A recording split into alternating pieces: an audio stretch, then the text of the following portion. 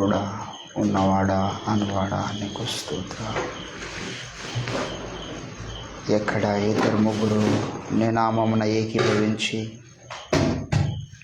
ప్రార్థిస్తారో వారి మధ్యలో ఉంటానని సెలవిచ్చినటువంటి దేవుడు, మా మధ్యలో మీరు ఉన్నారని మేము నమ్ముతున్నాము తండ్రి. దిగిరండి, మీ పరిశుద్ధాత్మ కార్యం మీ రాత్రికాల సమయంలో మీరు జరిగించండి.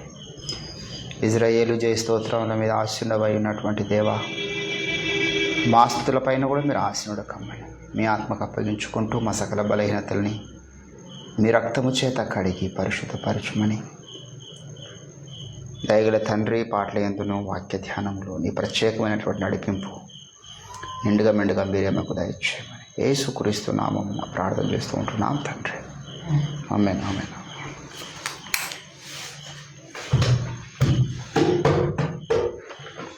దేవునికి స్తోత్రం.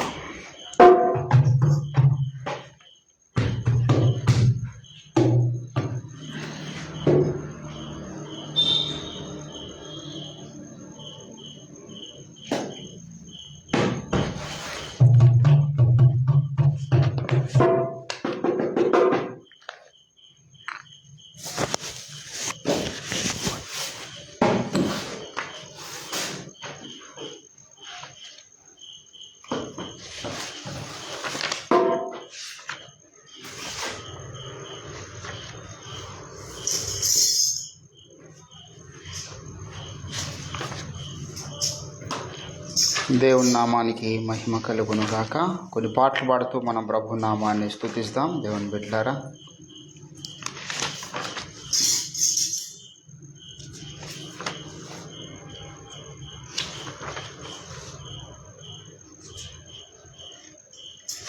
యెహోవా నా మొర్ర ఆలకించిన పాట పాడదాం.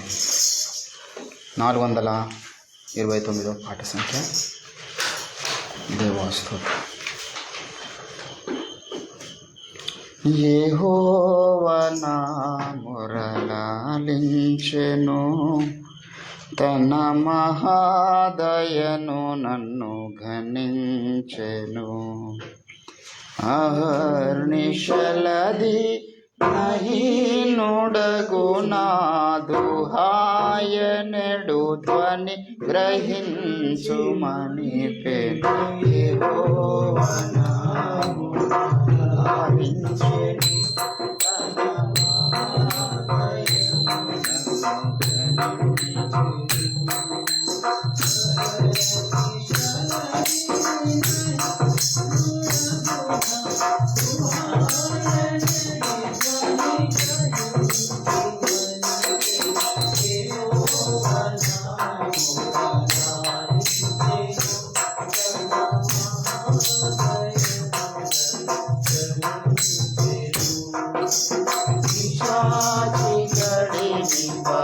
పడగొట్టెను, తన వశాన నన్ను నిలువబెట్టెను. శాంత మధుర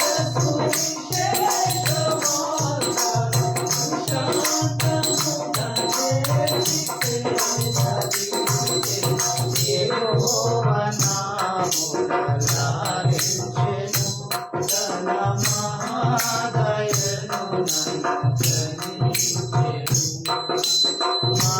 మదవలము బోలు నామది, తన ప్రతీక వాక్యం కుశమతి.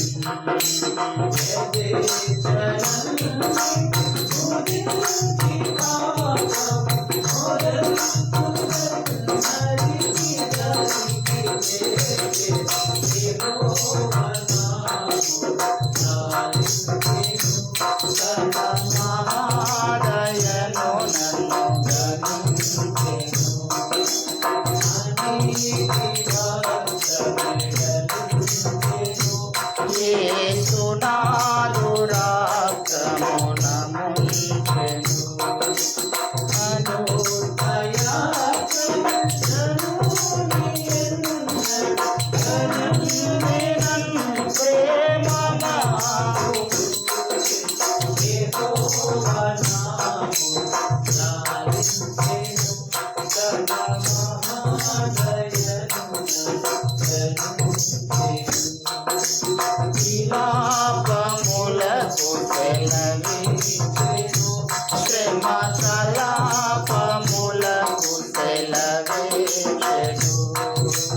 శిలా నగముపై శిలాగి నన్ను సుఖ కలవలు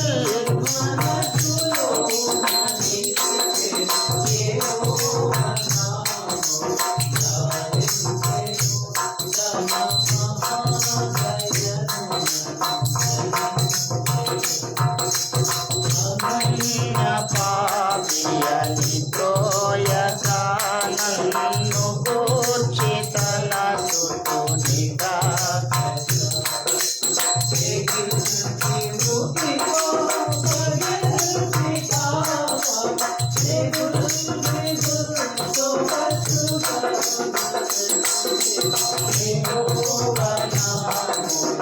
గాలించెను తన మహాదయను నన్ను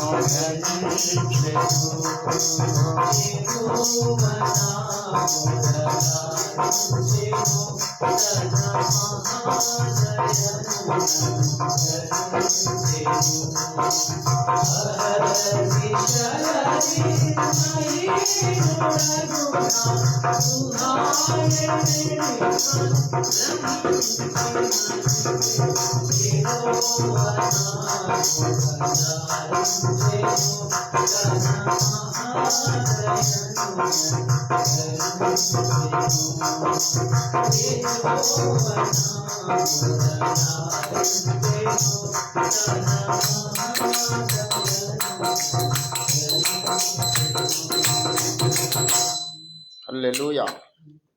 58 వాడు.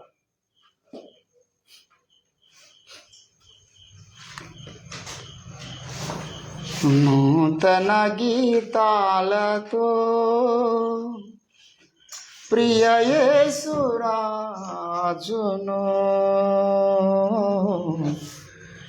ఉన్నత సింహాసనాసీనుడైనా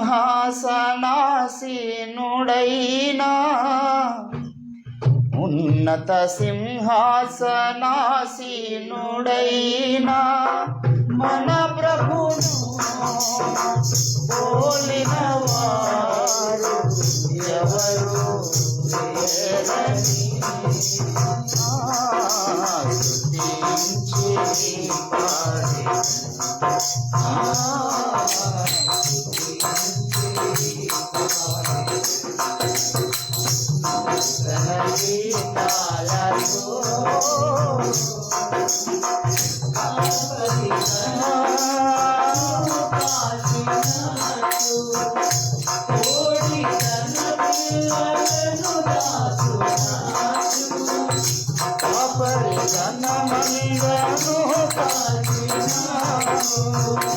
కోడి తన పిల్లలను దాచునాడు సియోను నేలు నా యేసురాజు సియోను నేలు నా యేసురాజు కను పాపవలే నిన్ను గాచును కను పాపవలే నిన్ను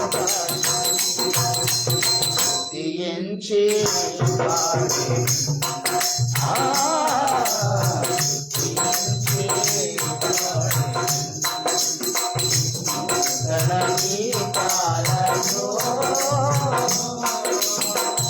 తల్లి నిన్ను మరచినను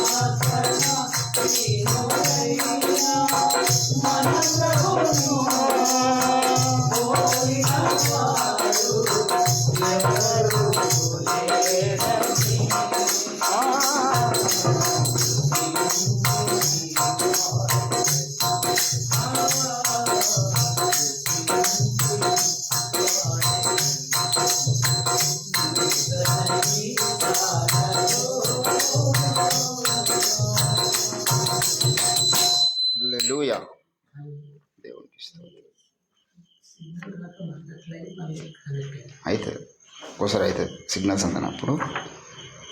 దేవునికి స్తోత్రం.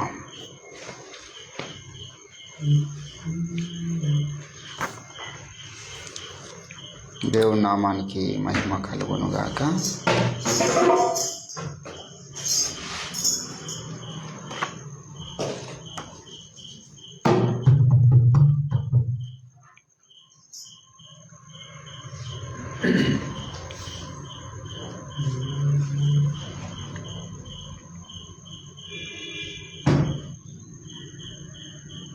జుంటే తేనె వంటి వాక్యం మంటిలో వేసెదవేళ,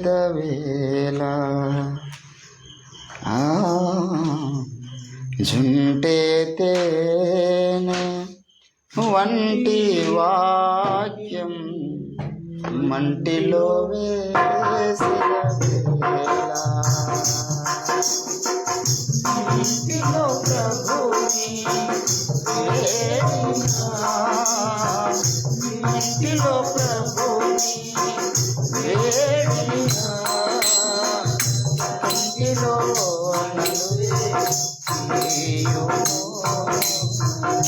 కంటిలో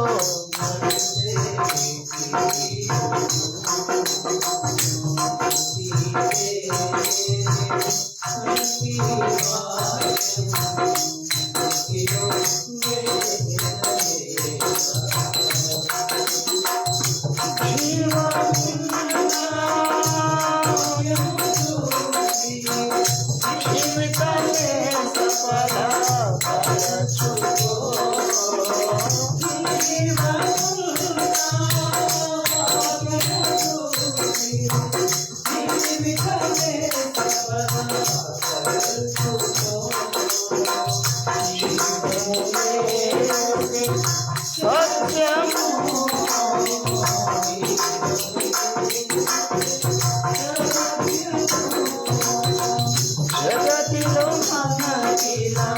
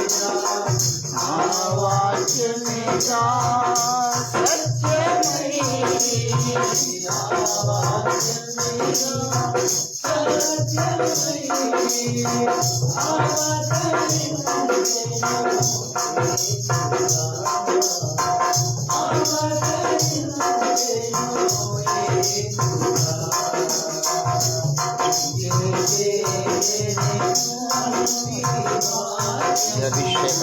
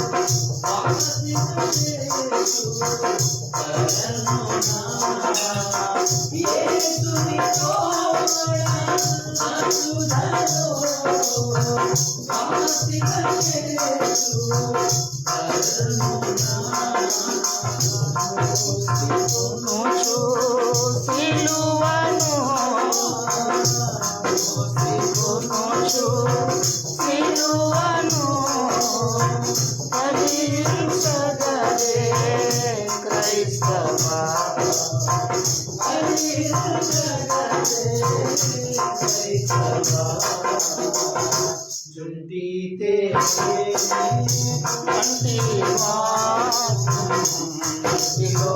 వేసెదవేలా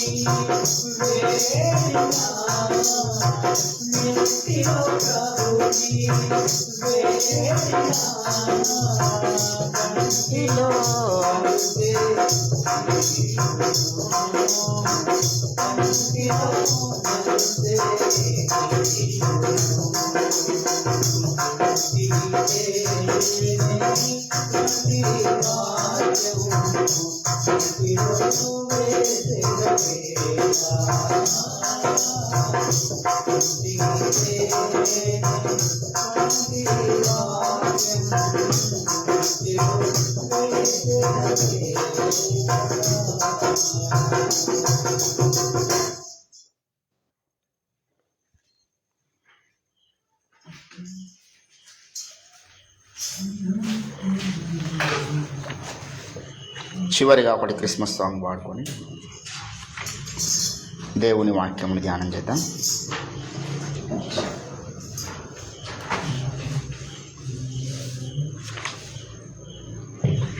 వెలిగిన వాడదాం నుంచి కొంచెం క్లాసికల్ సాంగ్.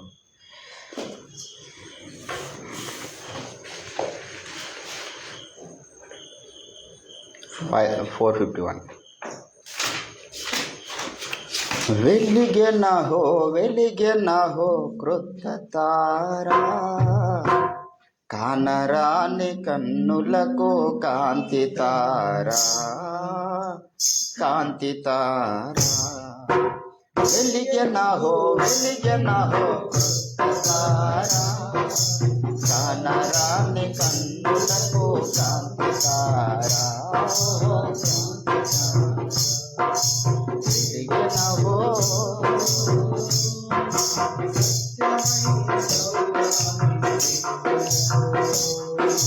దివ్యమైన శతసహస్రకాంతులతో, సత్యమైన సౌదామిని వెలుగులతో, దివ్యమైన శతసహస్రకాంతులతో, జగదీశుని జననంబున ప్రపంచాన వెలుగొందగా.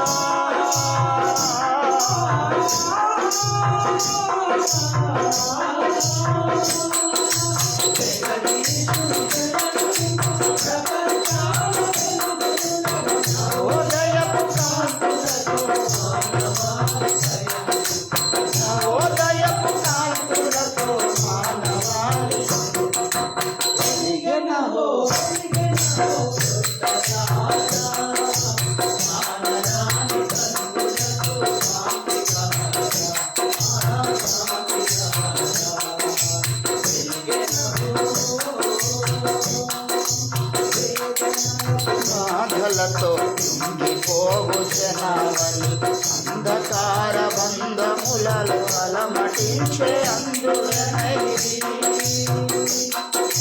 వేదనలతో బాధలతో కుంగిపోవు జనావళి, అంధకార బంధములలో అలమటించే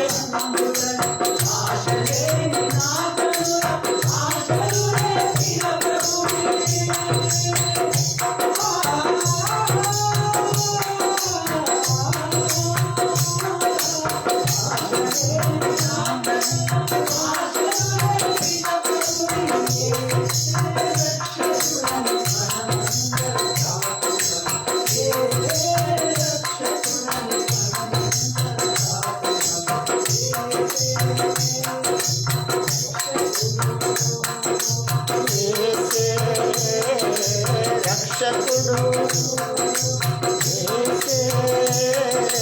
రక్షకుడు.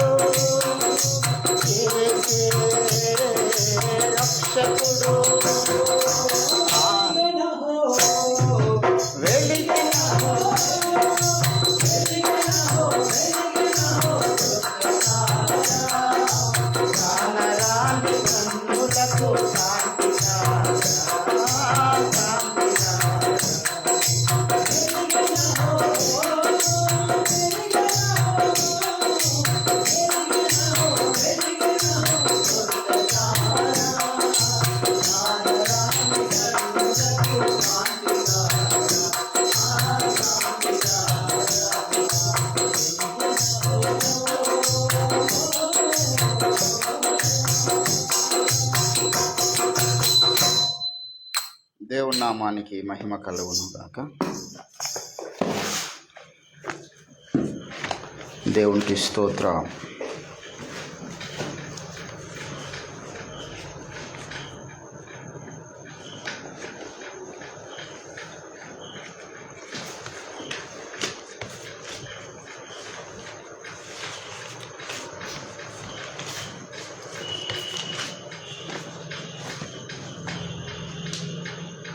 కొలసీలకు రాసినటువంటి పత్రిక 2వ అధ్యాయము. దేవానికి వందనాలు తండ్రి.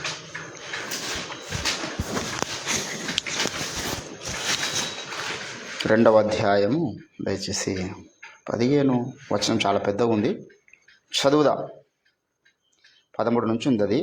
మరియు అపరాధము వలనను శరీరమందు సున్నతి పొందక ఇండుట వలనను మీరు మృతులై ఉండగా దేవుడు వ్రాతపూర్వకమైనటువంటి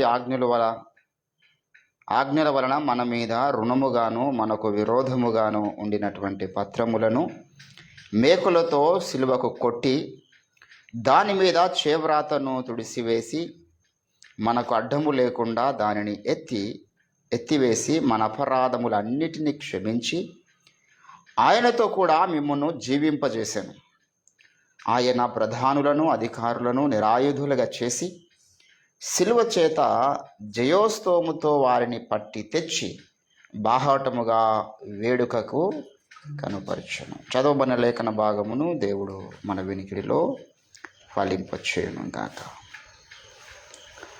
ప్రభునందు నాకు అత్యంత ప్రియులారా, చదవబడినటువంటి లేఖన పరిశుద్ధ భాగంలో మనం గమనించినట్లయితే అనేక సంగతులు, మన రక్షణ ఏ రీతిగా ప్రారంభించబడ్డది, ఏ రీతిగా మరి మనం ధర్మశాస్త్రం కింద నుంచి విడిపించబడ్డాం, శ్రేష్టమైన సంగతులు బోధిస్తూ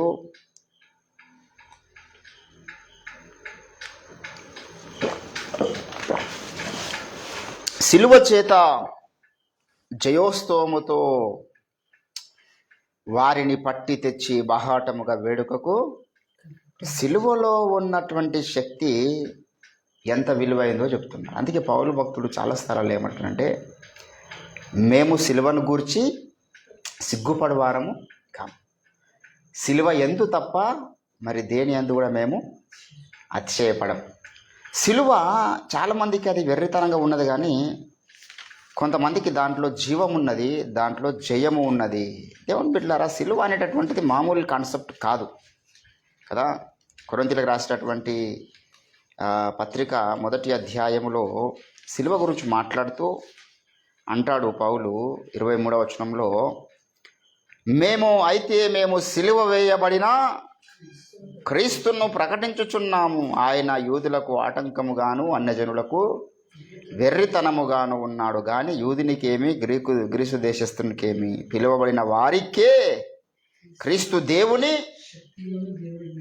అది ఎవరికి పడితే వానికైనా శక్తి కాడు, ఎవరికి పడితే వానికైనా జ్ఞానము కాదు. Those who are called by the Jesus Christ, యేసు ప్రభు చేత ఎవరైతే, దోస్ పీపుల్ ఆర్ చూజన్.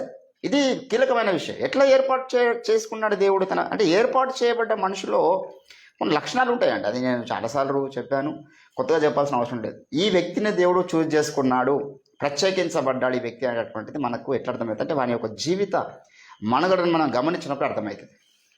దేవుడు చూజ్ చేసుకున్నటువంటి మనుషులు ఎవరు కూడా వారి కొరకు బ్రతకలేరు, వారు దేవుని కొరకు బ్రతికారు, దేవుని కొరకు ప్రాణాలు అర్పించారు, దేవుని కొరకు యుద్ధాలు చేసినారు. నేను మిమ్మల్ని లోకంలో నుంచి మిమ్మల్ని ఏం చేసుకున్నా, నేను ఏర్పరచుకున్నా, మీ 12 ఏర్పరచుకున్నాను, అయినా మీలో ఒకడు సాతాను అంటాడు. దేవుని ఏర్పాట్లో అందరూ ఉండరు.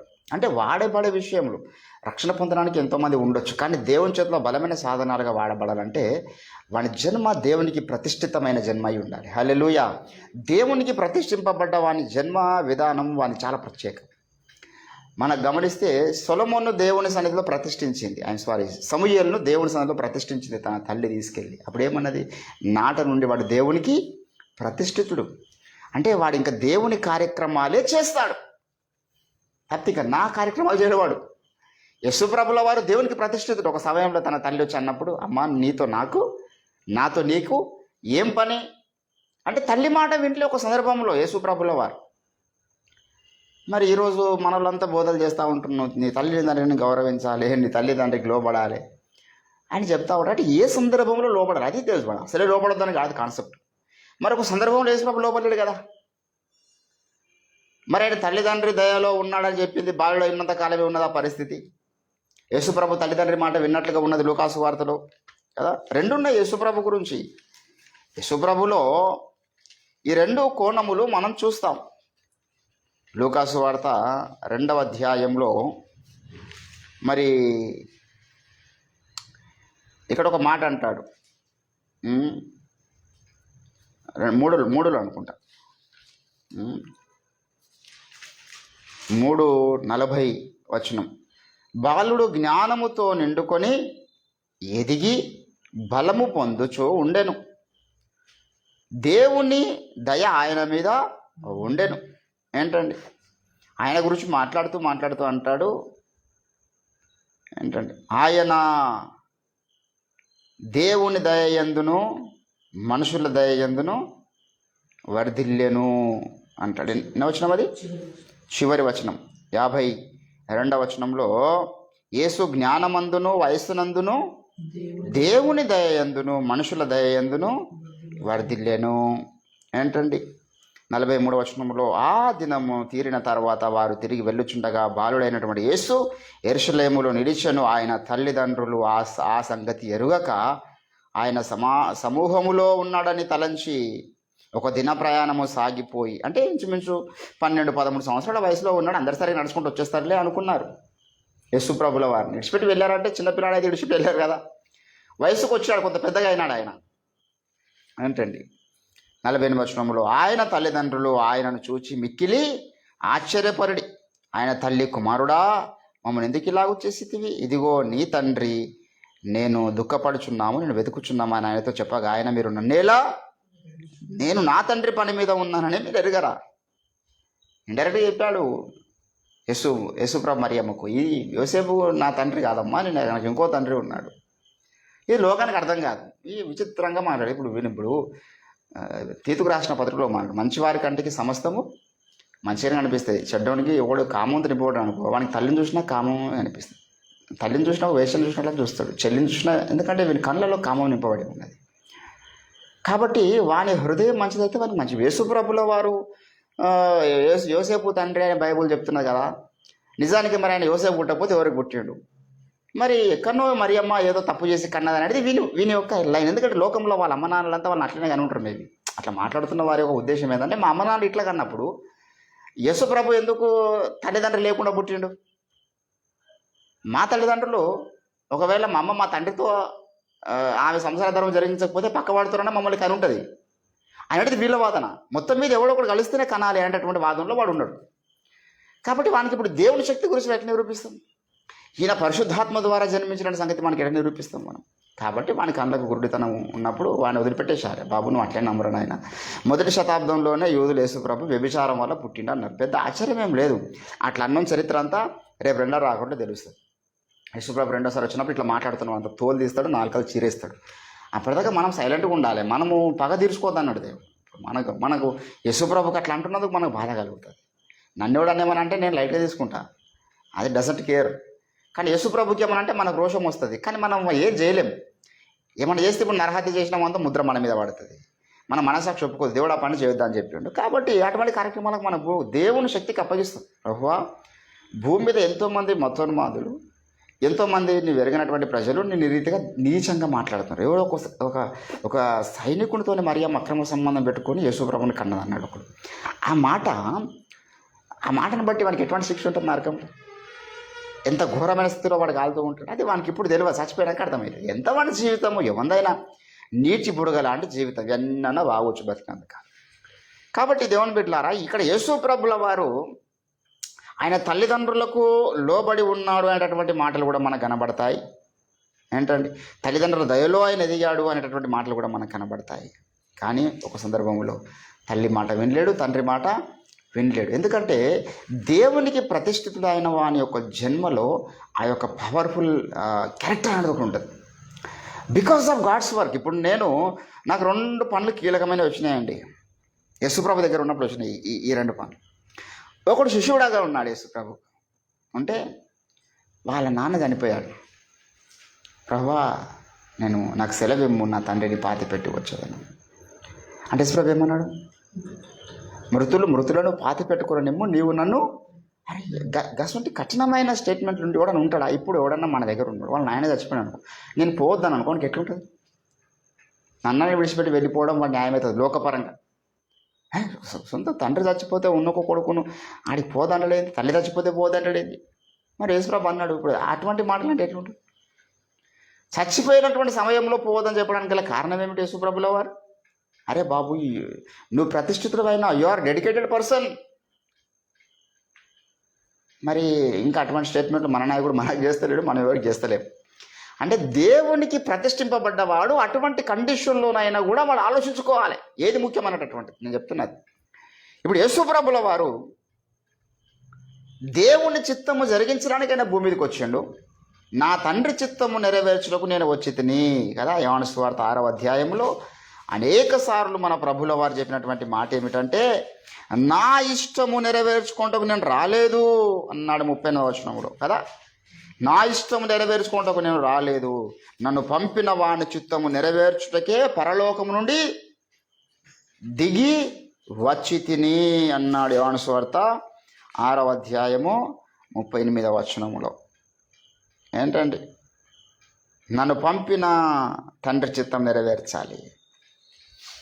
39వ వచనంలో అంటున్నాడు, ఆయన నాకు అనుగ్రహించిన దానిని నేను ఏమియూ పోగొట్టుకొనక నన్ను పంపిన వాని చిత్తమై ఉన్నది. ఏంటండి? యేసుప్రభుల వారు తండ్రి చిత్తాన్ని ఏ సమయంలో ఎట్లా నెరవేర్చాలో ఎరిగినవాడు ఆయన. ఆ కార్యక్రమం కొరకు నేను దిగి వచ్చినానన్నాడు ఆయన. యేసుప్రభుల వారు దిగి వచ్చినాడు. దేవుని బిడ్డలారా, హెబ్రీలకు రాసినటువంటి పత్రికలో అంటాడు, నీవు నాకు ఒక శరీరము అమర్చితివి కదా. హెబ్రీ రాసిన పత్రిక 10వ అధ్యాయము 5వ వచనంలో, కాబట్టి ఆయన ఈ లోకమందు ప్రవేశించినప్పుడు ఇలాగూ చెప్పుచున్నాడు, బలియు అర్పణ నీవు కోరలేదు కానీ నాకొక శరీరము అమర్చితివి, పూర్ణ హోమములు పాప పరిహారార్థ బలులు నీకు ఇష్టము లేవు. అప్పుడు నేను గ్రంథపు చుట్టల్లో నన్ను గూర్చి వ్రాయబడిన ప్రకారము, దేవా నీ చిత్తము నెరవేర్చుకుంటకు నేను వచ్చి, I should fulfil his will, not mine. ఇప్పుడు మన గురించి మనం కొన్నిసార్లు అనుకుంటాం, నేను ఇట్లా చేస్తే బాగుంటుంది, అని నెరవేర్చుకోవాలి, కోరికలు నెరవేర్చుకోవాలని ఆశ ఉంటుంది. ఇక్కడ అంతకన్నా ముఖ్యంగా నీకు ఏముండాలంటే దేవుని చిత్తము నెరవేర్చాలనేటువంటి ఆశ ఉండాలి. దేవుని బిడ్డలారా, అనేక స్థలాల్లో దేవునికి ప్రతిష్ఠితుడైన వాని జీవితంలో సిలువలో శక్తి కనిపిస్తుంది, సిలువలో విజయాన్ని చూస్తాడు, యేసులో శక్తిని చూస్తాడు, యేసులో విజయాన్ని చూస్తాడు. సందర్భంలో అంటాడు పౌలు, మమ్మల్ని విజయోత్సవంతో దేవుడు ఊరేగిస్తుంది. అంటే ఎంత చక్కని మాట అంటే అది. ఇప్పుడు మనం గమనిస్తే మరి పౌలు జీవితం అంతా కూడా ఓడిపోయినట్లుగా కనబడుతుంది కదా. మమ్మల్ని ఎట్లా చేసినాడు దేవుడు? విజయోత్సవముతో. వినవచ్చున్నాము అది 2 కొరింథీ 2వ అధ్యాయము 14వ వచనంలో, మా ద్వారా ప్రతి స్థలమందు క్రీస్తును గురించినటువంటి జ్ఞానం యొక్క సువాసన కరుపరచుచు. ఎక్కడ విజయం ఉందా నీకు? ఇప్పుడు ఈ స్టేట్మెంట్ చేసిండు ఆయన, ఎవడని నమ్ముతాడా? నమ్ముతాడా? ప్రతి స్థలమందు మమ్మల్ని ఎల్లప్పుడూ విజయోత్సవముతో ఊరేగించుచున్న దేవునికి. మీరు ఇది కొరింథీయులకు రాసిన పత్రిక 11వ అధ్యాయం చదివితే ఆయనకు విజయం ఉన్నదా ఓటమి ఉన్నదో మనకు అర్థమవుతుంది కదా. 11వ అధ్యాయంలో ఏమంటున్నాడు? 2 కొరింథీ 11వ అధ్యాయంలో 24వ వచనంలో, ఇది విజయమా?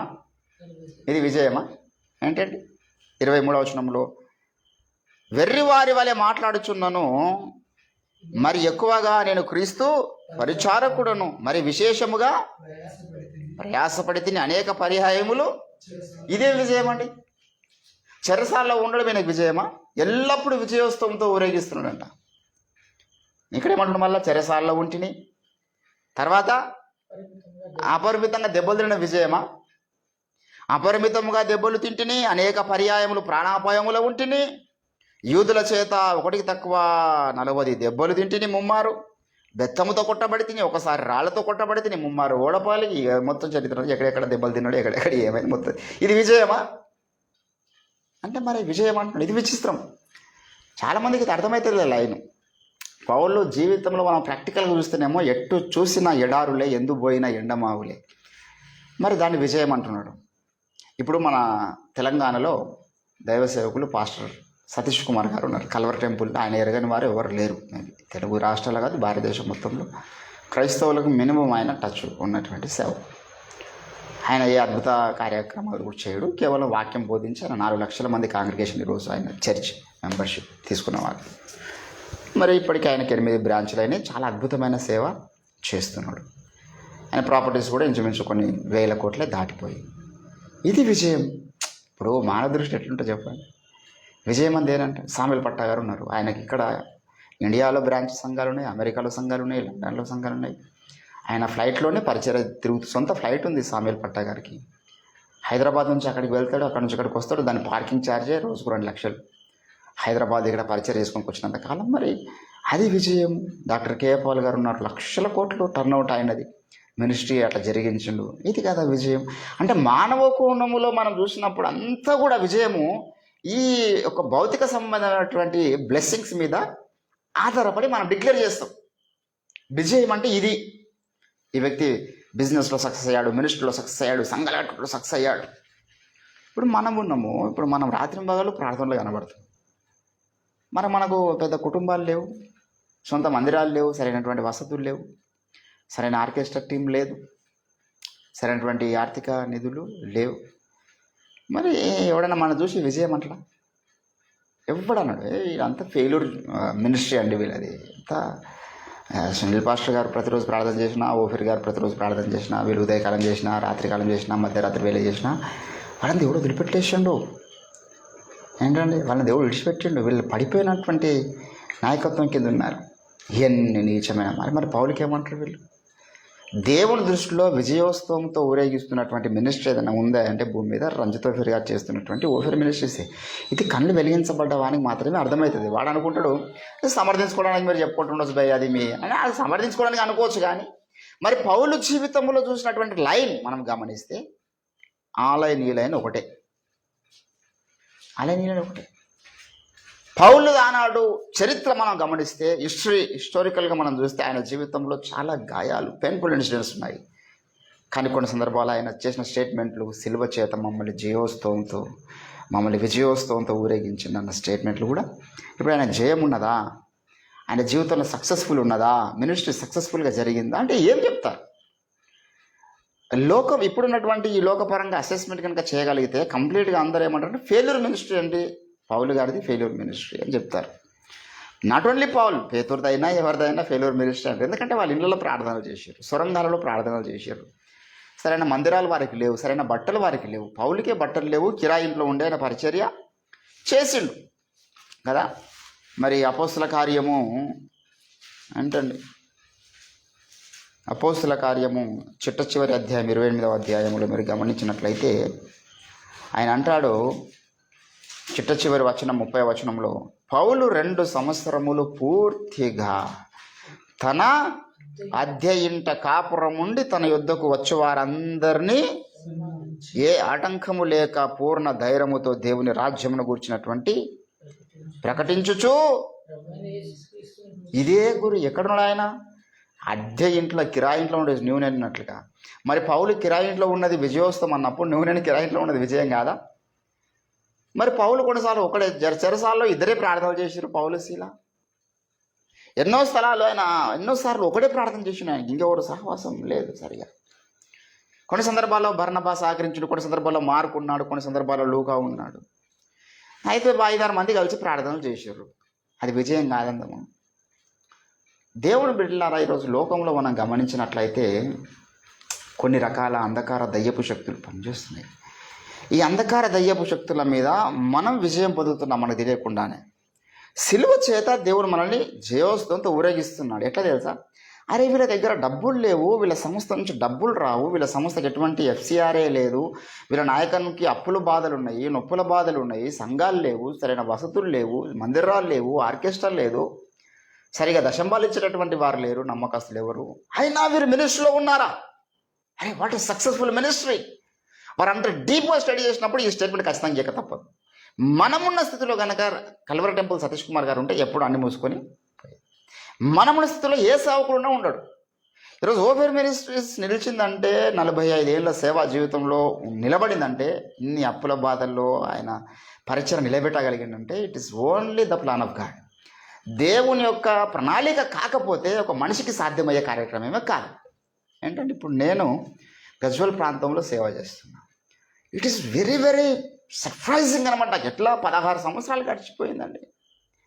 16 సంవత్సరాలుగా నా పోషణ ఎట్లా జరిగింది, 16 సంవత్సరాలుగా నేను రెంట్స్ ఎట్లా కట్టిన, 16 సంవత్సరాలుగా నేను నా కుటుంబ పోషణ, నా పిల్లల చదువులు, హాస్పిటల్ ఖర్చులు, 16 సంవత్సరాలుగా సంఘాన్ని ఏ రీతిగా నడిపించింది, చర్చ్ రెంట్స్ ఎట్లయితే కట్టుకున్నా, ఇంతగా పరిచయలు తిరిగిన నిన్నటి దినాన్ని నేను లెక్క చేసుకుంటే ఈ సంవత్సరం అంతా కూడా ఇంచుమించు ఒక 80-90 కార్యక్రమాలు మనం చేసినాం.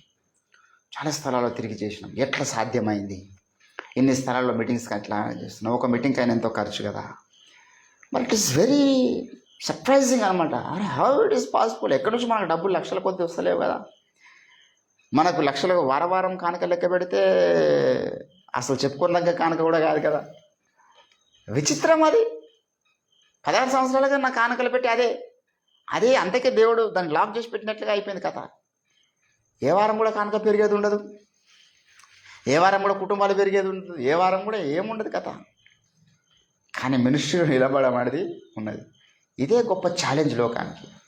ఇప్పుడు నేనున్న స్థితిలో ఇంకెవరైనా ఒకరిని తీసుకొచ్చి పెడదాం, వాడు ఎంతకాలం సేవ చేస్తారో చూద్దాం. నా పాయింట్ ఏంటంటే, ఇప్పుడు నేను 16 సంవత్సరాలు సేవ చేసినాను. ఇంకో స్థలానికి వెళ్ళిపోయాను అనుకో, పరిచయ నిమిత్తం అక్కడికి వెళ్తా. ఇక్కడికి ఇంకోని కట్టుబట్టల మీద తీసుకొచ్చిన, అలాగా జస్ట్ కట్టుబట్టల మీద వచ్చిన గజ్వెల్కి నేను కట్టుబట్టల మీద తీసుకొచ్చి చూసి పెడదాం మనకి. బాబు ఇక్కడ సేవ చేయాలా? ఒక 16 సంవత్సరాలు కాదు, 6 ఏళ్ళు చేసాలి. సునీల్ పాస్టర్ గారు 16 చేసిండు కదా, ఒక 6 సంవత్సరాలు నువ్వు చేయంటే 6 నెలలు కూడా చేయడు వాడు. మనకు 6 నెలలకి అర్థమవుతుంది ఎక్కడి నుంచి నాకు రెంట్స్ వస్తాయి, ఎక్కడి నుంచి నాకు డబ్బులు వస్తాయి, ఎవరు నాకు ఇక్కడ తెలిసిన వారు ఉన్నారు. ఎన్ని ఉపవాస ప్రార్థనలు చేసి ఎంత కన్నీరు గారిస్తే కాల పరీక్షలో ఈరోజు సంఘం నిలబడ్డది ఇంతకాలం. మరి దీన్ని చూసిన ఇప్పుడు యాజ్ ఏ వాడు ఒక భౌతికంగా వచ్చి చూస్తే మాత్రం ఫెయిల్యూర్ మినిస్ట్రీ అనక తప్పదు ఖచ్చితంగా. మన కంటికి ఇక్కడ అంతా ఫెయిల్యూరే కనిపిస్తుంది. కానీ దేవుని కళ్ళతో చూసినప్పుడు మనకి ఫెయిల్యూర్ కనిపించదు. సక్సెస్ఫుల్ మినిస్ట్రీ చేశాడు brother. How is it is possible? For 16 years you have been doing the ministry. What a wonderful. అదే సేవలో నలిగిపోతున్న వానికి అర్థమయ్యేటటువంటి పరిస్థితి. కాబట్టి దేవుని బిడ్డలారా, కొంతమంది జీవితాల్లో దేవుడు చాలా కాలం పరీక్షించండు. ఎప్పుడు వెంటనే సక్సెస్ఫుల్ మినిస్ట్రీ లేదు ఎవరికి. భక్సింగ్ గారి మినిస్ట్రీ ఎప్పుడు సక్సెస్ఫుల్ అయింది? ఆయన ప్రారంభించడం సక్సెస్ఫుల్ అయింది. 40 ఏళ్ళు ఆయన కూడా భయంకరమైనటువంటి శ్రమలు, బాధలు, వేదనలు ఎవరు దేకలే. భక్సింగ్ గారిని కూడా 40 ఏళ్ళు దాటిన తర్వాత ఆయన మినిస్ట్రీని దేవుడు బ్లెస్ చేసిండు. ఒక సమయంలో ఆయన ఆ గోల్కొండ దగ్గర ఆ రూమ్లో ప్రార్థిస్తున్నప్పుడు విదేశాల నుంచి కొంతమంది ఆయన గురించి విని ఒక మంచి ప్రార్థన పరుడు ఉండంట. ప్రతిరోజు మోకాల మీద ప్రార్థన చేస్తుండంట. ఏదైతే తెలిసింది దేవుడు వారిని ప్రేరేపించిండు. వచ్చిండ్రు వాళ్ళు. అక్కడికి వచ్చి భక్సింగ్ గారిని కలుద్దామని వస్తే వాళ్ళు వచ్చారు, ఇంటికి తొలకొచ్చారు ఎవరో తెలిసినటువంటి మనుషులు. హాస్టల్ ప్రార్థనలో కిటికీల నుంచి వెళ్ళి చూశారు వీళ్ళు. సరే ప్రేయర్ అయిన తర్వాత మాట్లాడదామని కూర్చున్నారు. గంట అయిపోయింది, 2 గంటలు అయిపోయింది. ఆయన ప్రార్థనకి వెళ్ళి లేస్తలేడు. 3 గంటలు అయిపోయింది, ప్రార్థనకి వెళ్ళి లేస్తలేడు. 8 గంటలు మోకాల మీద ప్రార్థన గడిపింది. బలమైన అభిషేకంతో దేవునితో మాట్లాడి ఎప్పుడు ప్రార్థన చేసి అయిపోయిన తర్వాత ఆయన అడ్డం పడేవాడంట. ఎందుకంటే మోకాలు పట్టేస్తాయి కాబట్టి, లేవని శాత కాదు. మరి అడ్డం పడేవాడు. కొంత ఆ బ్లడ్ సర్క్యులేషన్ జరిగిన తర్వాత ఆగేవాడు. చేసేపు మెల్లగా కాలు దాపి చాలా టైం పట్టేది మళ్ళీ ఆ స్థితి నుంచి కోలుకోవడానికి. వచ్చిన తర్వాత వాళ్ళు వచ్చి పరేషాన్ అయిపోయి మాటలు లేవు ఆయన మినిస్ట్రీకి సంబంధించి. వెళ్ళి ఇదే సాక్ష్యం వాళ్ళు అమెరికాలో చెప్పడం ద్వారా కొంత ఫండ్ రైజ్ అయింది. ఆయన మినిస్ట్రీకి మనం సపోర్ట్ చేద్దామని చెప్పి వాళ్ళు మాట్లాడుకున్నారు. ఒక 500 కోట్ల వరకు మొదటిసారి వారికి ఫండింగ్ రావడం. దాంట్లోనే సక్సెస్ఫుల్ మినిస్ట్రీ అని మళ్ళీ ఒక 20 ఏళ్ళు బలమైనటువంటి పరిచర్య చేసి. కాబట్టి ఈరోజు లోకానికి అది అర్థం కాదు. అరే ఎట్లా అంటే 40 ఏళ్ళు ఆయన జీవితం ఏం లేదు సేవ. జాన్ వెస్లీ గారి సేవ కూడా కొన్ని సంవత్సరాల దాకా ఏం లేదు. 10 సంవత్సరాలు ఎవరికి తెలియదు, 25 సంవత్సరాలకు ఎవరికి తెలియదు, ఏ టైమో తెలియదు. When the day that time we don't no.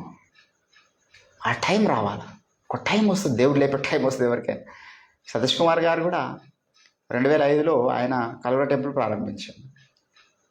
నైనా గార్డెన్ ఫస్ట్ నైనా గార్డెన్లో ప్రారంభించిండు. అక్కడ నుంచి ఆ నైనా గార్డెన్లో కూడా తర్వాత వచ్చిండు. అంతకన్నా ముందు ఆ పై జంక్షన్ దగ్గర ఒక పైన రూమ్లో ఆయన చిన్న రూమ్, ఇటువంటి రూమ్ తీసుకొని ఒక 25 మందితో ప్రార్థన స్టార్ట్ చేసిండు. 25 మందితో సతీష్ కుమార్ గారు ప్రార్థన స్టార్ట్ చేసిండు. మెల్లమెల్లగా వారి కన్నీటి ప్రార్థన, వారి ఆసక్తి దేవుడు చూసిండు. మెల్లమెల్లగా ఆశీర్వదిస్తూ వచ్చిండు. తర్వాత అక్కడ పట్టకపోవడం వల్ల ముంగటిని ఇటు సైడ్ అయిన రూము, అటు ముంగట నైనా గార్డెన్స్ తీసుకున్నారు. నైనా గార్డెన్లో నడిపించారు, కష్టపడ్డారు. మరి మెల్లగా అండ్ల పట్టకపోతే ఆ తర్వాత మెట్రో గార్డెన్స్కి వెళ్ళారు. అందులో 4 సర్వీసులు. అండ్ల పట్టకపోతే అక్కడ నుంచి వాగ్దాన స్తోత్రస్థానంలోకి వెళ్ళారు. ఒకటి రోజులో వారికి సక్సెస్ఫుల్ కాలేదు కదా. కాబట్టి మనము మన కంటికి కనిపిస్తున్నటువంటి స్థితిగతులను చూసి దిస్ పర్సన్ ఈజ్ ఫెయిల్యూర్ అనొద్దు ఎవరికైనా. ఇప్పుడు దావీదు జీవితంలో మనం గమనిస్తే ఫెయిల్యూర్ అంటే ఎవడైనా ఏమున్నదంటే దావీదుకు ప్రాణభయంతో తిరుగుతున్నాడు కొన్ని సంవత్సరాల వరకు. యోసేపు జీవితాన్ని మనం గమనించినప్పుడు ఫెయిల్యూర్ అంటే ఎవడైనా చెరసాల్లో సక్సెస్ఫుల్ లైఫ్ అదే ఫెయిల్యూర్ కదా. దానియేలు జీవితం నమ్మిండా, ఆయన ప్రధానమంత్రి అవుతాడు. కాబట్టి మొదట ఓడిపోతున్నట్టు కనబడ్డ యేసు ప్రభుల వారు 3.5 సంవత్సరాల వరకు ప్రపంచమంతా తెలుసా. ఆయన పరిచయం ప్రారంభించి 30 సంవత్సరాలు పరిచయం ప్రారంభించుడు. 3.5 years ఆయన సేవ చేసాడు. ఆ 3 సంవత్సరాలే కొంచెం ఆ యెరూషలేములో ఆ చుట్టుముట్టు ఉన్నటువంటి ప్రాంతంలో తెలుసు. అంతకుముందు ఎవరికి తెలియడు. ఆయన 30 ఏళ్ళ దాకా ఎవరికి తెలియడు. ఆ నజరేతులోనే ఎవరికి తెలియడు. వాళ్ళ ఇంట్లో తెలుసు, ఆ బాలుడు ఇంట్లో ఏదో వడ్రంగి పని చేస్తున్నాడు, వాళ్ళకు పుట్టినట్టు అనుకున్నాడు అందరూ అంతవరకే. ఆయన ఎవరాడిది, ఈవెన్ మరియమ్మకు జోసెఫ్ కూడా మేబీ ఏమో జరుగుతుందో తెలియదు. సిలువ వేయబడతాడు ఇదంతా అని వాళ్ళకు కూడా 30 ఏళ్ళ దాకా తెలియదు. పుట్టంగా చెప్పడు కదా. కానీ 30 సంవత్సరాలు దాటిన తర్వాత దేవుని టైం వచ్చింది, పరిచయం ప్రారంభించిండు. మరి ఆ ప్రాంతం అంతా కదిలించబడ్డది. 3 సంవత్సరాల సేవనే ఈరోజు ప్రపంచం మాట్లాడుకుంటుంది. ఏం చేసిండు ఆయన ప్రపంచంలో? మన దేశంలో ఎంతోమంది యుద్ధాలు చేసినటువంటి రాజులు, దేవుళ్ళుగా పిలువబడ్డవారు ఉన్నారు. ఇంకా వేరే మతాల్లో అన్ని పెద్ద యుద్ధాలు చేయించిన వాడిని రాజుగా దేవునిగా చేశారు. కానీ యేసు ప్రభుల వారు ఆయన ఎక్కడ కూడా మరి యుద్ధాలు చేసిన చరిత్ర లేదు కదా. స్థాపించలేదే, ఎంత చక్కటి చరణం అది. స్థాపించలేదే తరగతులు, ప్రతి చోట చూడా నీ పలుకే. స్థాపించలేదే తరగతులు, ప్రతి చోట చూడా నీ పలుకే. ధరింపలేదే ఆయుధం, ధరింపలేదే ఆయుధం. వశమాయెనులా హృదయాలు, వశమాయెనులా హృదయాలు. పశుశాలలు పవలించినావా, పరమాత్ముడవే నీవు. పసిబాలుడవు కావు, పసిబాలుడవు కావు. పశుశాలలు పాపంబు మోసి కలువరిలో ఓడించినావే మరణమును. పాపంబు మోసి ఓడించినావే మరణమును. మేఘాలలోన వెళ్ళినావు, మేఘాలలోన వెళ్ళినావు. త్వరలోనే భూమికి తరలుచున్నావు, త్వరలోనే భూమికి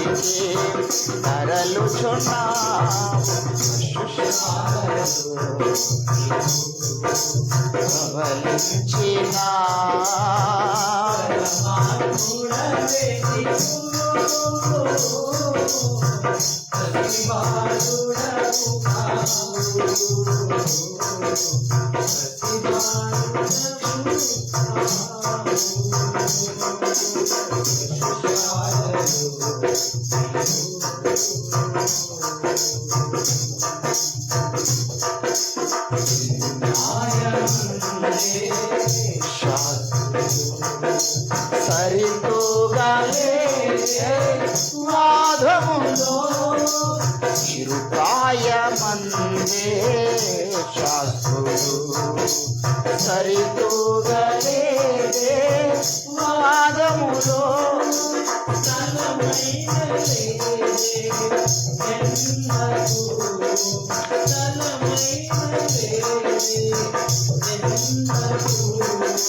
చలవంచే సర్వా లోకము చలవంచే సర్వా లోకము పశుశాలలో నీవు పవలించినా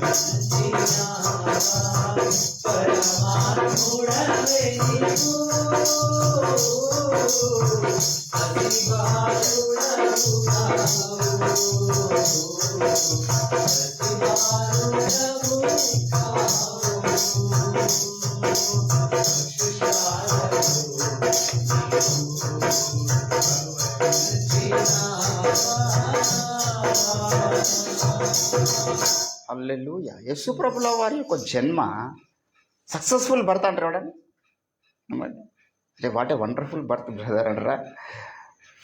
ఈరోజు మరి చాలా అద్భుతంగా జన్మను మరి మంచి పరుపు మీద చేసుకుంటున్న వాళ్ళు ఉన్నారు తెలుసా. వాళ్ళు ముందే పక్క ప్లాన్ వేసుకొని ఎక్కడ కనాలి, ఎప్పుడు కనాలి, ఎట్లా కనాలి, ఏ పరిస్థితుల్లో కనాలి, ఒక మంచి వాతావరణం ఏర్పాటు చేసుకుంటారు జన్మకు. యేసు ప్రభువు వారు పుట్టింది ఇక్కడ పశువుల తొట్టి, పశువుల పాకలో ఆయన పరుండ పెట్టడం ఏందండి. ఆ పసిబాలను తీసుకెళ్ళి ఆయన జీవితం అంతా గమనిస్తే దెర్ ఇస్ నో సక్సెస్ అంటాడు ఎవడైనా. సక్సెస్ అంటే ఎట్లుండాలంటే ప్రపంచం అంతా మాట్లాడుకుంటుంది, మా జన్మ ఉండాలి. ఇప్పుడు ముఖేష్ అంబానీ కొడుకు మొన్న పెళ్ళి అయింది. ఇప్పుడు ఆయనకు ఒక కొడుకు పుట్టిన అనుకో ఎట్లుంటుంది కథ. ప్రపంచం అంతా మాట్లాడుకుంటుంది, ప్రపంచం అంతా వాళ్ళ గురించే మాట్లాడతారు. ఏమో నాకు అర్థం కాదు. వాడేం సర్వలోకానికి సంతోషకరమైన సువార్తమన్న వాడు పుట్టడం. మన చిరంజీవికి మనమరాలు పుట్టిందని అందరూ అన్ని మీడియాలు చూపిస్తున్నారు. నాకు what is the use about that అంటే వ్యర్థమైనటువంటి న్యూస్ అనమాట. ఎందుకంటే అట్లా పుడితే కొంత ఆశ్చర్యం కలుగుతుంది లోకానికి. దేవుని వెళ్ళారా. కాబట్టి యేసుప్రభుల వారి జన్మ ఒక సక్సెస్ అనిపించదు. ఆయన బ్రతికిన విధానం వడ్రంగి పని చేసిండు, అది సక్సెస్ అనిపించదు. సేవ చేద్దానికి పోతే ఎక్కడ పడితే అక్కడ రాళ్ళు పడేసి కొడుతున్నారు, అది కూడా సక్సెస్ఫుల్ కాదు. మరి లాస్ట్ బస్సీలో మీద వేసి చంపేసారు, ఇదేం సక్సెస్ఫుల్ చెప్పి అనుకుంటాడు ఎవడని చూసినాడు. కానీ ఆయన చనిపోయి పాతి పెట్టబడి తిరిగి లేచిన తర్వాత ప్రపంచం దగ్గర వెళ్ళిపోయింది. ఇప్పటికీ మరి 200 పైచులకు దేశాల్లో యేసు ప్రభు గురించి మాట్లాడుకునే వారు ఉన్నారు. ప్రతి దేశంలో ఈరోజు స్టార్ ప్రతి ఒక్కరి ఇంటి మీద కనబడుతుంది. ప్రతి దేశంలో యేసయ్య పేరు తెలియని మనుషులు లేరు. భూమి మీద ఎన్ని దేశాలు అన్ని దేశాలకు తెలుసు. మరి ఎట్లయినా ఇంత సక్సెస్ఫుల్ అయ్యాడు. ఫస్ట్ చూసినప్పుడు ఎట్లుంది అయినది ఫెయిల్యూర్ లైఫ్ అనిపించింది. అట్లా ఎవరైతే మొదటిగా మరి అయిపోయింది ఇంకా అనుకునే పరిస్థితులు ఉంటాయో తర్వాతనే ఉంటుంది అనమాట అసలు కథ. తర్వాతనే అసలు కథ ఉంటుంది. కాబట్టి దేవుని బిడ్డలారా, అనుకున్నామని జరగవు అన్నీ, అనుకోలేదని ఆగవు కొన్ని అని ఒక పాట ఉన్నది. జరిగేవన్నీ మంచికని అనుకోవడమే మనిషి పని. మనిషి ఎట్లా అనుకోవాలంటే ఏది జరిగినా నా మంచి కొరకే అనుకోవాలంతే. హల్లెలూయా. ఈరోజు మనము నమ్మున్నట్టు దినాన్ని ఒక యువత చూసినాను ఫేస్బుక్లో. వాడు ఛాయ్ అమ్ముకునేవాడు. వాడు ఛాయ్ అమ్మడంలో వాడు మంచి ఇంట్రెస్ట్ ప్యాషన్ కలిగి ఉన్నాడు. వాడు చేస్తున్న పనిని ప్రేమిస్తున్నాడు. అమ్మ గిరియం వృత్తిరవే అనుకున్నాడు వాడు. చాలా ఇష్టంగా వాడు ఒక స్టైల్గా ఛాయ్ పోయడం ఇదే వాడు బిల్ గేట్స్ వచ్చి మా దగ్గర ఛాయ్ తాగాడు. విచిత్రం. మరి కొన్ని కోట్లు ఇచ్చాడు ఒక ఛాయ్ తాగి. ఇప్పుడు వాడు ఫ్లైట్లలో తిరుగుతున్న దేశాలు మొత్తం ఎంజాయ్ చేస్తున్నాడు. ఎవడని అనుకుంటాడా వీడు ఎప్పుడన్నా ఫ్లైట్లు ఎక్కుతాడని, వీడు బిల్ గేట్స్ నడుతున్నాడు అనుకుంటాడని? సక్సెస్ఫుల్ అయిపోయిన వాడు అంతకుముందు వాడు బ్రతికేట్లుంది. అదేం జిందగీ బై ఏమన్నా వాడికి పిల్లని కూడా ఇయ్యాడు. ఇంకా ఛాయం కూడా కూడా పిల్లు ఇస్తా అంటారు.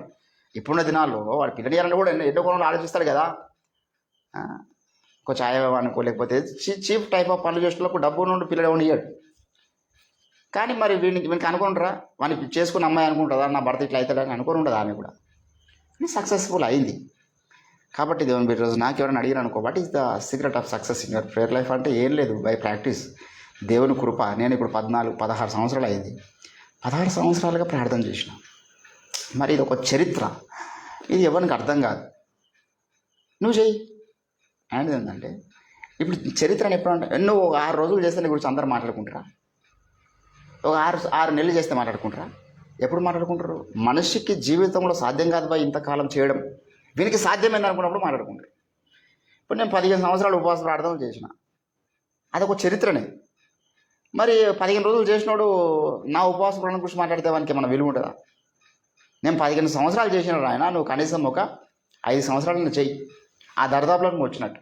అందుకే మొన్న ఐజాక్ రాజు అన్న చాలా పవర్ఫుల్ స్టేట్మెంట్ చేసి, హిస్టారియన్స్ ఎవరు లేరండి, హిస్టారికల్గా యేసు ప్రభు లేరండి అంటే, మరి నీకు అసలు ఏ హిస్టరీ తెలుసు? నీకు అసలు నీ హిస్టరీ నీకు తెలియదు. హిస్టారియన్స్ ఒట్టినే నీకు అర్థమవుతారా? వాడు ఒకడు గ్రీక్ భాషలు రాస్తాడు, ఒకడు ఎబ్రి భాషలు రాసిండు, ఒకడు ఇంకో లాటిన్ భాషలు రాసిండు, ఒకడు అరమిక్లో రాసిండు. అవి ఉన్నాయి గ్రంథాలు అక్కడ. మరి యేసుప్రభు పుట్టినట్లుగా రోమ ప్రభుత్వాలు యాక్సెప్ట్ చేసిన యేసుప్రభు యొక్క చరిత్రను. మరి చరిత్ర లేకపోతే ప్రభుత్వాలు యాక్సెప్ట్ చేస్తే, ఇప్పుడు నువ్వు మన దేశంలో హిస్టారికల్గా దేవునిగా పిలువబడుతున్న వారు ఒక్కరి చరిత్ర ఉన్నదా అంటే ఎవరి చరిత్ర లేదు. అన్ని యోగికార్థాలు అంత కల్పితాలు ఉన్నాయి. ఆర్కియాలజీ ఎవిడెన్సెస్ ఎక్కడ ఉన్నాయి? పురాతత్వ తవ్వకాల ద్వారా ఏమన్నా ఉన్నాయంటే ఏం లేవు. మరి యేసుప్రభు గురించి ప్రభుత్వాలే సాక్ష్యం ఇచ్చినాయి, ప్రపంచ చక్రవర్తులే సాక్ష్యం ఇచ్చారు. మరి చరిత్రలో లేడంటాడు వీడు కళ్ళు మూసుకొని, నాకు కళ్ళు మూసుకొని పిలిపాలు అయినట్టు. కాబట్టి కళ్ళు మూయబడ్డ వారికి యేసుప్రభు యొక్క చరిత్ర అర్థం కాదు. వీడు చరిత్ర లేదంటే మరి 280 దేశాలు అందరూ ఫూల్సేనా? మరి నువ్వు నమ్మిన దేవుడు చరిత్రలో ఉంటే 250 దేశాలు ఎందుకు మాట్లాడుకుంటలేరు? ఈవెన్ భారతదేశంలోనే మాట్లాడుకోరు నువ్వు నమ్మిన దేవుడు. ఒక ప్రాంతం దేవుడు ఒక ప్రాంతం పోతే ఇష్టం ఉండదు. మన నార్త్ సైడ్ వెళ్తే ఇక్కడ నమ్ముతున్న దేవుళ్ళు వాళ్ళు యాక్సెప్ట్ చేయరు, సౌత్ సైడ్ వస్తే వాళ్ళు యాక్సెప్ట్ చేయరు. ఒక్కో ప్రాంతంలో ఒక్కో రకమైన కుల దైవాలు ఉన్నాయి. నాకు మన గురించి చెప్పగలవా అంటే వాళ్ళకి వివాదాలు. శ్రీరాముడు దేవుడు కానీ కొంతమంది అంటారు, కొంతమంది శివుడు దేవుడు కాదు అంటారు, కొంతమంది ఇంకోటి దేవుడు కాదు అంటారు. మీకే ఒకరికొకరికి సరైన అండర్స్టాండింగ్ లేదు. మరి క్రైస్తవులు ఎవరు కూడా అట్లా అనుకోరు. మాకు ఒకటే దేవుడు యేసుక్రీస్తు, దేవుని వెళ్ళారా. కాబట్టి యేసుప్రభుల వారి యొక్క జీవితం మొదటిగా ఓడిపోయినట్టు కనబడ్డా, అయిపోయింది పరిస్థితి అనుకున్నట్టు కనబడ్డా, తర్వాతనే అసలు చరిత్ర ప్రారంభించబడ్డది. ఈరోజు మన మినిస్ట్రీ కూడా అంతే ఉన్నది. అమ్మ ఏం మినిస్ట్రీ పోయేవాళ్ళని ప్రతి ఒక్కరు అనుకున్నాను కాక టైం ఇద్దాం. వాడు అనుకో ఇంకా 4 రోజులు అనుకో, కానీ ఒక టైం ఖచ్చితంగా రాబోతుంది. ప్రపంచాన్ని గడగడలాడించేది మనమే. ప్రపంచంలో ఉన్న ప్రతి ఒక్కరు మన దగ్గర రావాలి. రేపు ఏం జరుగుతుందో చెప్పండి బ్రదర్. అటువంటి చరిత్ర మనం ఎరిగినాం. భవిష్యత్తు గురించి, గతం గురించి మనకు తెలుసు, what is the history. Future గురించి కూడా మనకు తెలుసు. అప్పుడు అర్థమవుతుంది. అటువంటి సంభవాలు జరగాలి. దేవుడు అనుమతిస్తాడు. మెల్లమెల్లగా వస్తున్న టైం దాని దగ్గరికి. అప్పుడు సతీష్ కుమార్ గారు వెళ్తా రావాలి, బెల్లంపల్లి ప్రవీణ్ కుమార్ గారు వెళ్తా రావాలి. సేవకులను ఎంత గొప్ప సేవ చేస్తున్నవారైనా ఓఫీర్ గారి దగ్గరికి వెళ్తా రావాలి. దైవజనుడు చెప్పండి ఏం భూమి దీని తర్వాత ఎట్లా మేము సిద్ధపడాలి. అబద్ధక్రీస్తు వచ్చిన తర్వాత మన విలువేందో తెలుస్తుంది. కాబట్టి దేవుని బిడ్డలారా, అసలు మనము చేస్తున్న పని పట్ల నిరుత్సాహము, అసహనం అనేది రాబోతుంది. I am doing the successful ministry. నేను ఒక్కడనే మిగిలినా, ఒక్కడనే ప్రార్థన చేసినట్టు అనుకుంటే పని నేను ఓడిపోలేదు. యేసుప్రభువా నాకు వద్దని ఇచ్చి యేసుప్రభుని ధృవీకరించినప్పుడు, ఈ బైబిల్ గ్రంథాన్ని ధృవీకరించినప్పుడు, మోకాళ్ళ జీవిత ప్రార్థన ఆపినప్పుడు, అభిషేకం అడగకుండా ఆపినప్పుడు, సువార్త చెప్పినప్పుడు ఆపినప్పుడు, ఏమన్నా అటువంటి జరిగితే ఓడిపోయినట్టు, పడిపోయినట్టు. ఇవేవి ఆగినప్పుడు అది పడిపోవడం కాదు, అది చెడిపోవడం కాదు. ఇవన్నీ కాన్స్టెంట్గా జరుగుతున్నప్పుడు పడిపోయాడు అంటున్నాడు, పడిపోయాడు. ఒక వ్యక్తి ప్రార్థన చేస్తున్నాడు, స్వార్థ ప్రకటిస్తున్నాడు, బైబిల్ ధ్యానిస్తున్నాడు, ప్రతిరోజు దేవుని యొక్క సేవలు కనబడుతున్నాడు అన్నప్పుడు వాడు పడిపోయాడు బాబు. వాడు పడిపోయిన ఎవడైతే అంటున్నాడు వీడు ఇండైరెక్ట్గా పడిపోయాడు. వాని గురించి చెప్పుకోకుండా ఆయన మీద అంటున్నమాట. కాబట్టి ఈరోజు మన మినిస్ట్రీ గురించి మాట్లాడుతున్న వాళ్ళంతా ఫూల్స్ సార్. మనకి they don't know certain things. వాడు దేవుని కార్యక్రమాలు ఎట్లుంటాయనే సంగతి వానికి ఆ రెవల్యూషన్ లేదు. కాబట్టి దేవుని బిడ్డలారా, ఈరోజు నీవు నేను మనల్ని దేవుడు విజయోత్సవంతో ఊరేగిస్తున్నాడు. అది ఇంకొక కోణం, భౌతికం కనబడేది కాదు. నమ్ముదాం, దాన్ని విశ్వసిస్తాం. అతి త్వరలో వెరీ సూన్ మన ప్రాక్టికల్ కూడా లోకానికి అసలు విజయం వీడి ద్వారా అనేటువంటి సీన్ దేవుడు క్రియేట్ చేస్తాడు. అటువంటి దాని కొరకు ఎదురు చూస్తున్నాం. ప్రార్థన చేద్దాం. దేవుడు కొద్ది మాటలు మన వెనుకలో ఫలింపచేయండి. స్తోత్రములు తండ్రి, వితబడ వాక్యాన్ని ఫలింపచేయండి. జమ్మూ కాశ్మీర్లో జరిగినటువంటి మీటింగ్స్ సక్సెస్ఫుల్ చేసినందుకు మీకు స్తోత్రాలు. దైవ సేవకులు తిరిగి ప్రయాణం అవుతుండగా క్షేమమైన ప్రయాణం తెచ్చండి. ఎక్కుతున్న ఫ్లైట్ను మీ ఆధీనం అందించుకోనండి. కొంతమంది ట్రైన్స్లో రాబోతున్నారు, వారిని కూడా మీ ఆధీనం అందించుకోనండి. దైవమా, మరి 13 తారీఖు నుంచి ప్రారంభించబడుతున్నటువంటి సువార్త మహోత్సవాలలో, క్రిస్మస్ సెలబ్రేషన్స్లలో మీ అభిషేకం మాకు కావాలి. మేము ఎంతటి వారం తండ్రి, హృదయాలు మార్చే దేవుడుగా నువ్వు దిగిరండి. మార్గము సరళం చేయవాడుగా నువ్వు దిగిరండి. అంధకార దయ్యపు శక్తులను బంధించువాడుగా నువ్వు దిగిరండి. మీ ఆత్మకార్యాలు జరిపించండి. యేసుక్రీస్తు అద్భుత శక్తియుత నామం ఈ ప్రార్థన సమర్పిస్తూ ఉంటున్నాం తండ్రి. యేసు రక్తమే చేయండి ప్రభు, యేసు రక్తమే చేయండి ప్రభు. యేసు నామానికి సంపూర్ణ విజయం, అపవాదికి వాని క్రియలకు అనంత కోటి నాశనం కలుగును. ఆమేన్.